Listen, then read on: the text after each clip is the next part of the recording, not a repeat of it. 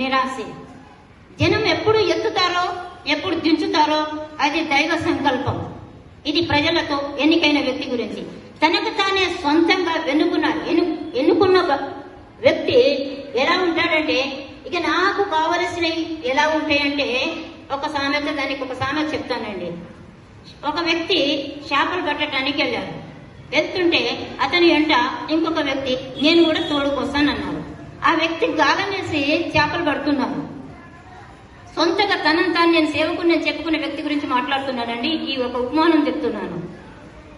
చేపలు పట్టే వ్యక్తి గాలం వేస్తున్నారు. ఒక్కొక్క చేప పట్టి బయటికి లాగేస్తున్నాడు. ఒక్కొక్క చేప పట్టి బయటికి లాగేస్తున్నాడు. ఈ వ్యక్తి ఏం చేస్తున్నాడు?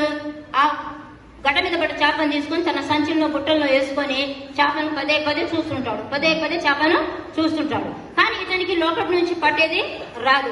కానీ ఆ వ్యక్తి పడుతున్నాడు కదా, నేనెందుకు పట్టకూడదు అని ఈ వ్యక్తి ఆ వ్యక్తి చేస్తున్న పనిని నేను కూడా ఈ గాలం ఇలా వేస్తే అలా వచ్చేస్తుంది, ఇలా ఇంతకు ముందు చేస్తున్నాడు కదా అనుకొని చెప్తున్నాడు. కానీ ఆ వ్యక్తి గాలం వేసేటప్పుడు ఆ గాలానికి ఎర వేస్తున్నాడా లేకపోతే ఇంకా ఏదైనా పెడుతున్నాడా? ఆ గాలానికి లోపట మలచబడిన గాలానికి లోపట చిన్న కొండి ఉంటుంది. అది ఉందా లేదా? ఆ కొండి లేకపోతే నువ్వు ఎర్రబెట్టినా లేకపోతే ఇంకేదైనా పెట్టాలని ప్రోత్సహించింది. చేసుకున్నాడు. ఒక కొడుకు పుట్టాడు. తర్వాత తెలిసిన గొడవే కదా, ఇద్దరి మధ్యలో పెద్దరికంలో పెత్తనంలో లేకపోతే గొప్పతనానికి ఒక భేదం వచ్చింది. వచ్చిన తర్వాత మరలా శారేమంటుంది, తీసుకుమా వద్దు, నాకు ఇష్టం లేదు. అప్పుడు ఎవరి మనసు నొచ్చుకుంది? అబ్రహాం మనసు నొచ్చుకుంది. అప్పుడు పోయి అడిగాడు అబ్రహాం. ఏమడిగాడు? దేవా, ఒక కొడుకు లేక పుట్టాడు, కానీ ఆమె తీసుకున్నది మరి ఆమె ఎడిచిపెట్టమంటుంది.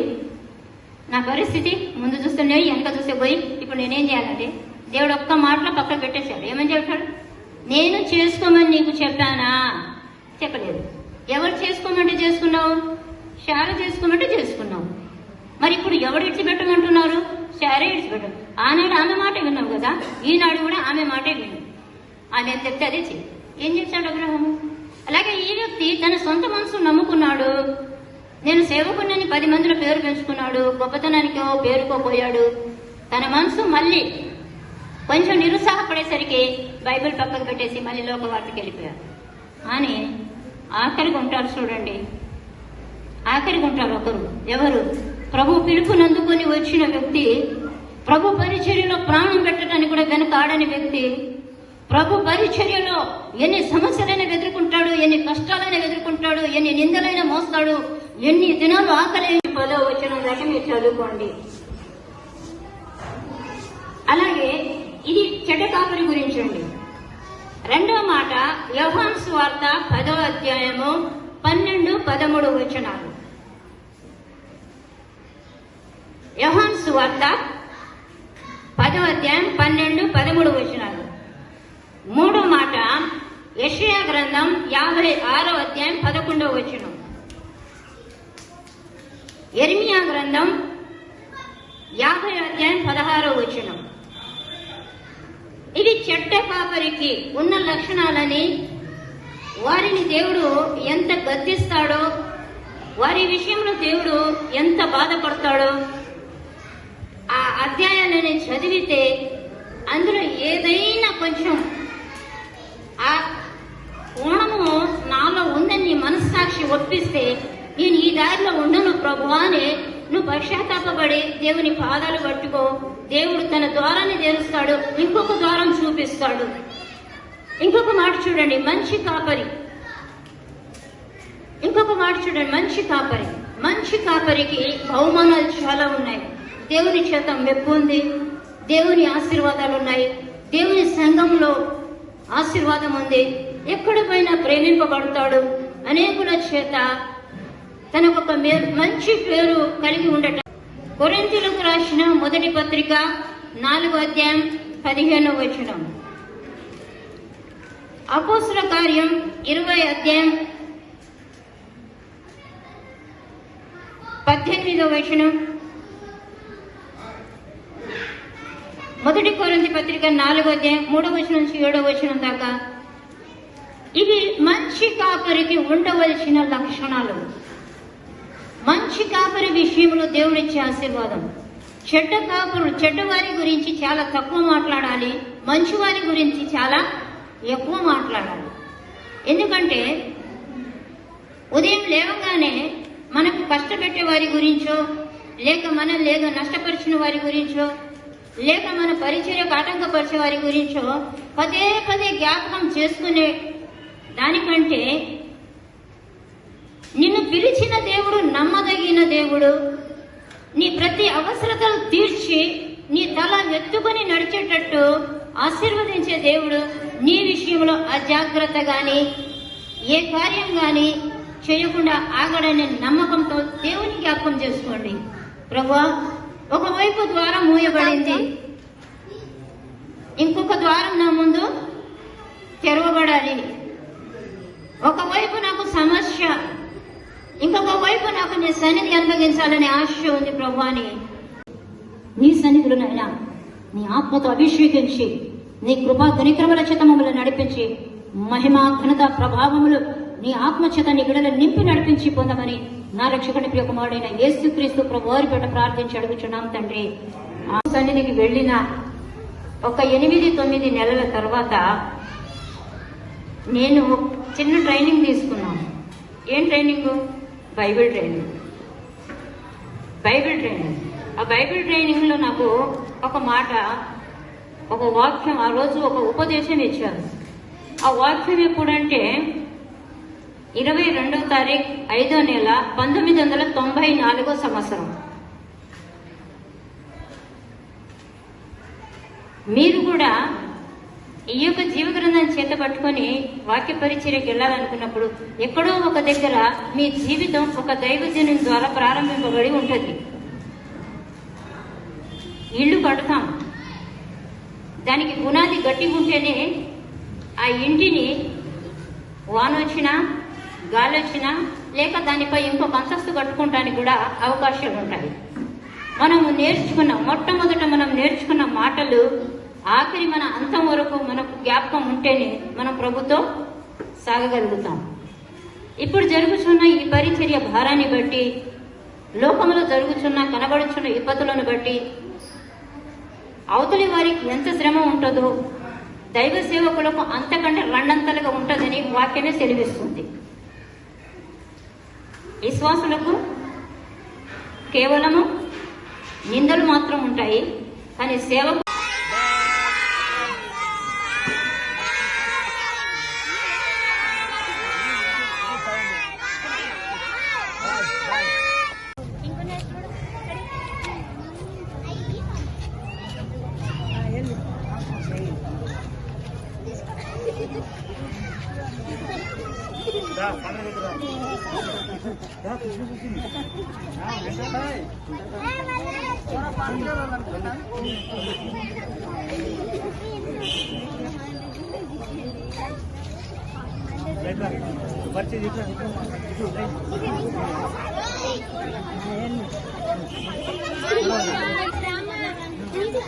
రెండోసారి రాదు, ఒకటేసారి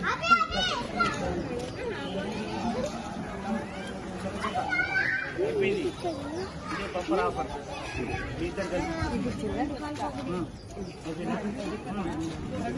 నువ్వు కూడా కట్టి పుల్ల ఏర్కొస్తుంది. కట్టి పుల్లలు ఫ్రెండ్స్ మట్టుకొస్తుంది. ఇది కూడా పెద్ద పాస్టర్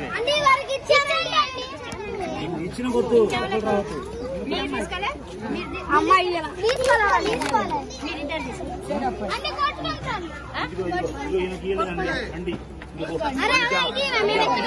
ప్రార్థన చేస్తున్నాం. నేను పిల్లకి మాటలు ఏదన్నా పొరపాటు ఉంటే తప్పుంటే క్షమించమని ప్రార్థిస్తున్నాను. నన్ను కప్పి మీరు మాట్లాడారు. ఇది మీ వాక్యం నాయన. వినుట అనే ఒక మాట, వినుట వినుట వినుట. హలో అన్నప్పుడు హలో, హలో అన్నప్పుడు చెలో అంటే దానికి అర్థం ఉండదు. నాయన మీ స్తోత్ర. అయ్యా యేసు మీరు కనబడినప్పుడు, అయ్యా యేసు గాలిని నిమ్మలించి సముద్రాన్ని గర్తించినప్పుడు ఈయన ఎవరో అన్నట్టు నిలనట్టుకున్నారయ్యా తండ్రి. వారు ఎరగని వారు ఉన్నారయ్యా మీ స్తోత్రం. ఈయన ఎవరో తండ్రి, నేనే అని మిమ్మల్ని మీరు కనపరుస్తున్నారు మీ స్తోత్రం. ఈ దినం ప్రభావం మనం ఆహ్వానించి మీరు జ్ఞాపకం చేసుకోండి అయ్యా. ఈ దినం ప్రభావ ఈ ఏర్పాటు కృతజ్ఞతలు వినగలించేవి గ్రహించమంటారు. ఈ ప్రభావ ఈ వాక్యాలు ఏంటంటే ప్రార్థిస్తూ అయ్యా రాబోయే ఇంకా మా పూర్తి సాక్షి గుర్తు విజయవంత యేసు పరిశుద్ధాన్ని కూడా మా ప్రభు తండ్రి. ఆమేన్. దేవుడి నామ స్తోత్రం. ప్రభు చిత్తమైతే నా సాక్ష్యం ఇంకా పూర్తిగా ఇస్తాను. అందరికీ రక్షకుడు ఆయన యేసుక్రీస్తు, అందరికీ ప్రభు ఆయన. కాబట్టి ఈ ట్రైనింగ్ ఇట్లా చేసుకుంటే దీనికి చాలా తేడా ఉంది.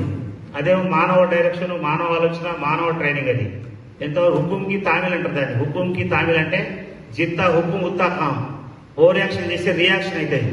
హల్లెలూయా. ట్రైనింగ్ ఇచ్చేది గ్రౌండ్ వరకే. గ్రౌండ్ వర్క్ వేరు, ఫీల్డ్ మీదే వేరు. గ్రౌండ్ లో ఏం చేస్తున్నాడంటే మోచేతిని కొట్టాలన్నా మోకాలను కొట్టాలని నేర్పిస్తాడు. లాఠీ చార్జ్ అంటే వాస్తవం లాఠీ తీసుకొని మోకాలు మోచేతిని ఎక్కడ పడితే అక్కడ కొట్టడానికి వీల్లేదు. మరి ఇక్కడ గ్రౌండ్ లో ఇది నేర్పుతున్నారు కదా, అదే ట్రైనింగ్ పట్టుకొని మనం పబ్లిక్ వెళ్ళినాక జనం ట్రాఫిక్ మొత్తం జామ్ అయి ఉంటుంది, రాళ్ళు ఇచ్చుకుంటూ కొట్టుకుంటున్నారు. అక్కడ వెళ్ళి లాఠీ చార్జ్ అని వెనకాల ఆర్డర్ వచ్చినప్పుడు నీ మోకాలు ఎక్కడ, నీ మోచేతి ఎక్కడ నువ్వు వెతకడం ప్రారంభిస్తే నిన్ను కుమ్మేస్తారు వాళ్ళు. అక్కడ నువ్వు అయిపోతావు. అట్లాగా గ్రౌండ్ దగ్గర నేర్పే ట్రైనింగ్ వేరు, పబ్లిక్ లో పోయినాక చెప్పేది వేరు. మనం బైబిల్ క్లాసులో కానీ, బైబిల్ కాలేజ్ కానీ, బైబిల్ ట్రైనింగ్ లో కానీ నేర్చుకునేది వేరుంటది. బైబిల్ బాగానే చెప్తుంది, బైబిల్ బ్రహ్మాండం చెప్తుంది. ఇక్కడ బైబిల్ వరకే పరిమితం. నీ మాటను మూసిపోయి అంటాడు, అవతలడు వినడు, ఎక్కడుంది అంటాడు. నువ్వు చూయించకపోతే నీకు దెబ్బలు పడతాయి. నువ్వు ఉన్నట్టుగా వాక్యం ఎత్తి సమాధానం చెప్పకపోతే దెబ్బలు ఖాయం. అందుకని చాలా మంది తన్నులు తింటుండ్రు. ఇదేంటే ఎందుకు దెబ్బలు కొట్టారంటే దేవుడే నువ్వా నేనంటే గొడవ. నువ్వు గొప్ప, నేను గొప్ప. ఎవరు గొప్ప లేదు ఇక్కడ. అందరు అంతంత మాత్రమే. దేవుడు ఎవరికి ఇచ్చిన తలాంతు, ఎవరికి ఇచ్చిన టాలెంట్, ఎవరికి ఇచ్చిన జ్ఞానం వాళ్ళతో ఉంటుంది. కాబట్టి పోలీస్ ట్రైనింగ్ మొత్తం 9 నెలలు చేశాను. తర్వాత బైబిల్ ట్రైనింగ్కి పోలీస్ ట్రైనింగ్కి చాలా వ్యత్యాసం ఉంది. ఇదేం లోకానికి, ఇది దేవునికి. కుడి చేత యేసు ప్రభు కాళ్ళు పట్టుకోవాలి, ఎడమ చేత మన లోకాన్ని దీవించాలి. నువ్వు వేసే కాళ్ళు పట్టుకోకుండా ఏదో చేస్తా అంటే నువ్వు ఏమి చేయలేవు, నీ వల్ల ఏం కాదు. చాలా చర్చిలు ఖాళీ అయిపోయినాయి. కారణం ఆయన ఆకర్షించట్లేదు. ఆయన ఆకర్షించి తప్ప ఎవరు రారు. నువ్వు ఎన్ని ప్రసంగాలు చేసినా, నువ్వు ఎంత పెద్ద బోధ చేసినా, ఎన్ని కంఠతో పాట పాడినా కూడా ఎవరు రారు. యేసయ్య ఊ అనకుండా ఎవరు రారు. యేసయ్య సెలవు లేకుండా ఏది జరగదు. కాబట్టి ఆ యేసయ్య పాదాలు పట్టుకుందాం, ప్రార్థన చేద్దాం. మనం స్టూడెంట్లు, మన విద్యార్థులు 1-2 మాటలు మీ ముందుంచి ఇంకా కొద్దిగా మాట్లాడి అమ్మగారికి మీకు వాక్య ఇవ్వడానికి ఆమె కూడా సిద్ధపడింది. మనం నేర్చుకుందాం. ఓకేనా? నేను కూడా నేర్చుకుంటా, మీరు కూడా మనందరం నేర్చుకుందాం. మన గురువు దేవుడు. అర్థమైందండి? కాబట్టి ఆ దేవదేవుని మనం కలిగి ఉన్నాం. ప్రభు దగ్గర కొద్ది మాటలు నేర్చుకుందాం. పరిశుద్ధ గ్రంథం బైబిల్లో నేను నేర్చుకున్న కొన్ని మాటలు మీ ముందుస్తాను. మరి వినుట మనం వింటున్నాం. ఇప్పుడు స్టూడెంట్, మన దేవుడు టీచర్. హల్లెలూయా. బోధకుడు, గుడ్ ప్రీచర్, గొప్ప బోధకుడు. ఆ ప్రీచర్ గురించి కొద్ది మాటలు ధ్యానం చేసుకుందాం.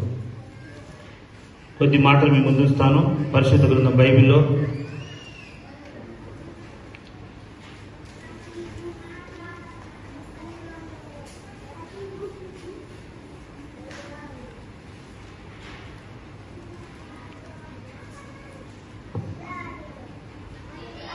రోమిలకు రాసిన పత్రిక మీ ముందుస్తుందండి దేవుని మాటలు. రోమా 10:17 వచనం.